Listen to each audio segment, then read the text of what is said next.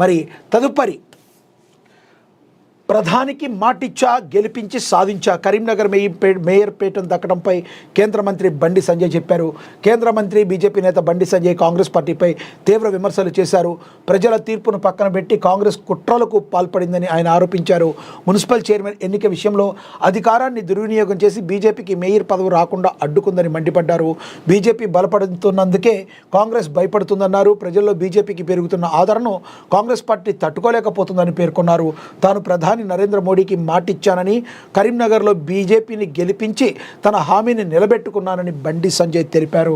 ఇక కరీంనగర్ ప్రజలు ఎప్పటికీ బీజేపీతోనే ఉంటారని, భవిష్యత్తులో కూడా పార్టీ విజయాలను కొనసాగిస్తుందని బండి సంజయ్ పేర్కొన్నారు. కరీంనగర్ కార్పొరేషన్ను బీజేపీ దక్కించుకుంది. 34 మంది కార్పొరేటర్ల మద్దతుతో ఆ పార్టీ నేత కొలగాని శ్రీనివాస్ మేయర్గా ఎన్నికయ్యారు. డిప్యూటీ మేయర్గా కూడా అదే పార్టీకి చెందిన సునీల్ రావు అనే వ్యక్తి ఎన్నికయ్యారు. ఎన్నికల అధికారికంగా ఈ విషయాన్ని వెల్లడించారు. మేయర్ పదవిని సాధించేందుకు కేంద్ర మంత్రి బండి సంజయ్ కుమార్ కీలక పాత్ర పోషించిన మాట వాస్తవం కాబట్టే గెలుపుంది.